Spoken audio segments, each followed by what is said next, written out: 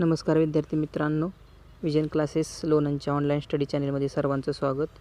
आपल्याला इयत्ता 10वीमध्ये काही कविता अभ्यासायच्या आहेत आणि त्या कवितांवरती आधारित काही प्रश्न आहेत तेही सोडवायचे आहेत. आणि SSC बोर्डाच्या क्वेश्चन पेपरमध्ये प्रश्न क्रमांक 3B म्हणजे बी यामध्ये 5 मार्क्सला आपल्याला कवितेचं ॲप्रिसिएशन लिहायचं असतं. ॲप्रिसिएशन ऑफ पोएम यासाठी आपल्याला 5 मार्क्स आहेत आणि हे 5 मार्क्ससाठी 5 मुद्द्यांमध्ये विशिष्ट अशी माहिती आपल्याला त्या ठिकाणी कवितेची लिहायची असते. यामध्ये पहिली गोष्ट, कवितेचं टायटल लिहिलं तुम्ही, अर्धा मार्क्स आहे. कवितेचा पोएट लिहिला, त्याला अर्धा मार्क्स आहे. कवितेची राईम स्कीम कोणती आहे, नवीमध्ये तुम्ही अभ्यासलेले असालच तरी आपण त्याच्यासाठी स्पेशल वेगळे लेक्चर घेऊयात. राईम स्कीमसाठी 1 मार्क्स आहे. फिगर ऑफ स्पीच, भाषेचे अलंकार जे असतात, तो कोणता कवितेमध्ये वापरला आहे. कवितेमध्ये एक किंवा एकापेक्षा अनेक अलंकार वापरलेले असतात. असो पुढं. आणि शेवटचा पॉईंट आहे थीम किंवा सेंट्रल आयडिया, कवितेची जी मध्यवर्ती कल्पना आहे, कशावरती आधारित कविता आहे, ते जर तुम्ही लिहिलं त्याला 2 मार्क्स आहेत. असे मिळून 5 मार्क्सला आपल्याला ॲप्रिसिएशन लिहायचं असतं. पहिलं ॲप्रिसिएशन आपण शिकणार आहोत. Appreciation of poem a teenagers prayer या कवितेचं आपण ॲप्रिसिएशन शिकणार आहोत. पहिली गोष्ट आपण बघितलं टायटल. या ठिकाणी टायटल दिलेलं आहे, the title of the poem is a teenagers prayer. अर्धा मार्क्स आहे असं लिहिलं आपण. द पोएट्स नेम जे Moore's. The rhyme scheme is ABCB. कवितेच्या राईम स्कीम फार महत्त्वाच्या असतात, त्या आपल्याला लक्षात ठेवाव्या लागतात. चौथा मुद्दा आहे फेवरेट लाईन. कोणतीही कवितेतील फेवरेट लाईन किंवा कोणत्याही ओळी तुम्हाला आवडू शकतात. या मुद्द्यामध्ये तुम्हाला तुमच्या आवडलेल्या ओळी लिहायच्या असतात. उदाहरणार्थ या ठिकाणी फेवरेट लाईन लिहिली, help Lord to just say no when temptation comes my way. या ओळीचा अर्थ असा आहे की हे देवा, मला नाही म्हणायला शिकव किंवा नाही म्हणायला सांग. कधी? When temptation comes my way.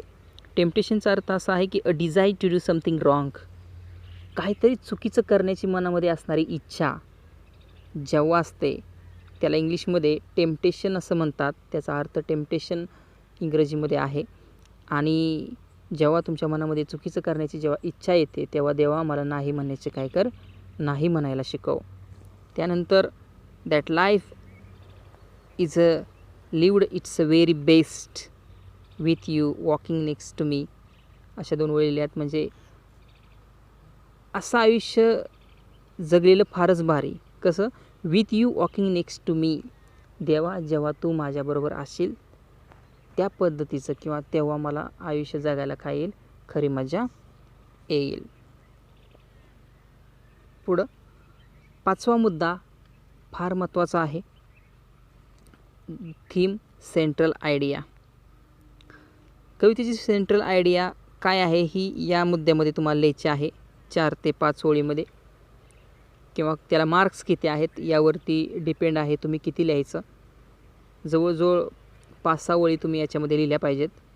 The central idea of the poem is a teenager's desire. आता या कवितेमध्ये आपण बघतोय की कवितेची मध्यवर्ती संकल्पना काय आहे टीनेजर्स प्रेयरची. आपल्यालाही माहिती आहे की टीनेजर्स प्रेयर ही किशोरवयीन अवस्थेतील मुलीची कविता आहे. मुलगी किंवा मुलगा या ठिकाणी सांगू शकत नाही, पण मुलीचं चित्र दिलं याचा अर्थ या ठिकाणी मुलगीच असेल. तर सेंट्रल आयडिया अशी आहे की the central idea of the poem is a teenager's desire. Desire, इच्छा. To be able to take the right decisions that leads to success in life. काय कवितेची मध्यवर्ती कल्पना आहे की त्या किशोरवयीन मुलीची किंवा मुलाची अशी इच्छा आहे की जे निर्णय आयुष्याचे मार्ग ठरवणार आहेत ते निर्णय घेण्याची त्या मुलाची काय आहे, इच्छा आहे. The teenager's request the Lord to help guide him in his journey in life. त्याची देवाला काय आहे, विनंती आहे की त्याच्या आयुष्याच्या प्रवासामध्ये देवाने मदत करावी.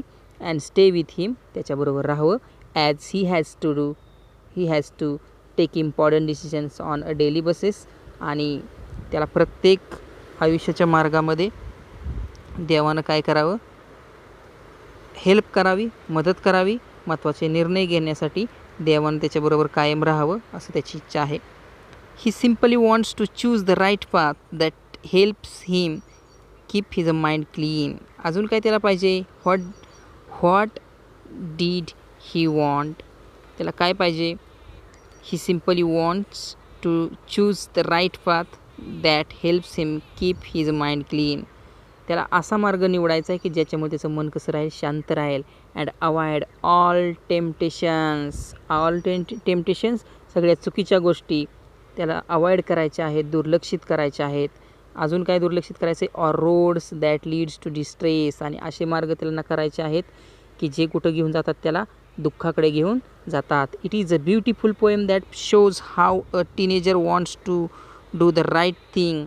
अतिशय सुंदर कविता आहे. ह्या कवितेतून त्या किशोरवयीन मुलीला काय सांगायचं आहे की चांगल्या गोष्टी सांगायच्या आहेत. And needs the Lord help to ensure he does not stray from his morals. आणि काय, या कवितेतून तिला देवाची मदत पाहिजे आणि तिला अशी खात्री करून घ्यायची की देवाकडून तिला अशी मागणी पाहिजे की ही does not stray from his moral, ती तिच्या वचनापासून, आयुष्याच्या चांगल्या संस्कारांपासून तिनं भरकटू नये असं यामध्ये त्या कवयित्रीने किंवा कवीनं त्या मुलीच्या माध्यमातून सांगितलेलं आहे. पुढं 6वा मुद्दा आहे फिगर ऑफ स्पीच, भाषेचे अलंकार. यामध्ये भाषेचे अलंकार जे आहेत ते एपॉस्ट्रॉफी,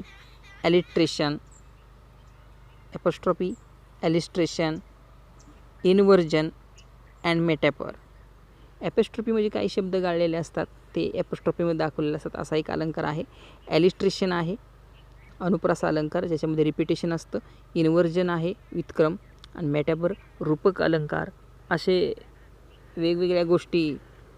वेगवेगळे अलंकार ह्या कवितेमध्ये वापरलेले आहेत. हे चारही अलंकार तुम्हाला लक्षात ठेवावे लागतील. 7वा पॉईंट आहे स्पेशल फीचर्स म्हणजे कवितेची वैशिष्ट्ये.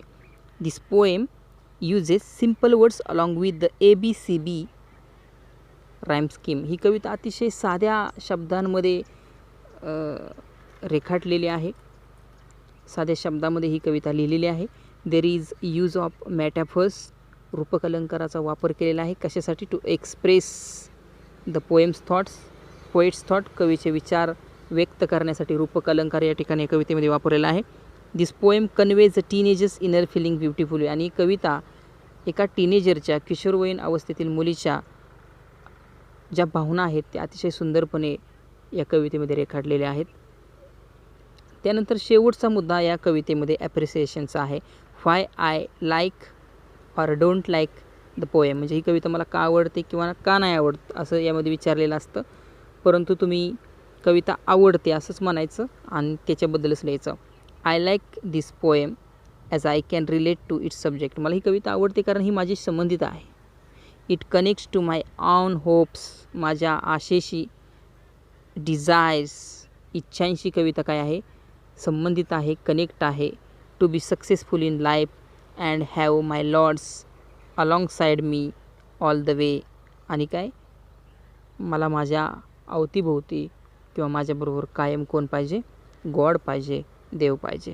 अशा पद्धतीची कविता आहे. या ठिकाणी हे लेक्चर संपलेलं आहे. कवितेचं ॲप्रिसिएशन विद्यार्थ्यांनी नोटबुकमध्ये लिहून घ्यायचं आहे आणि त्याचा अभ्यास करायचा आहे. धन्यवाद.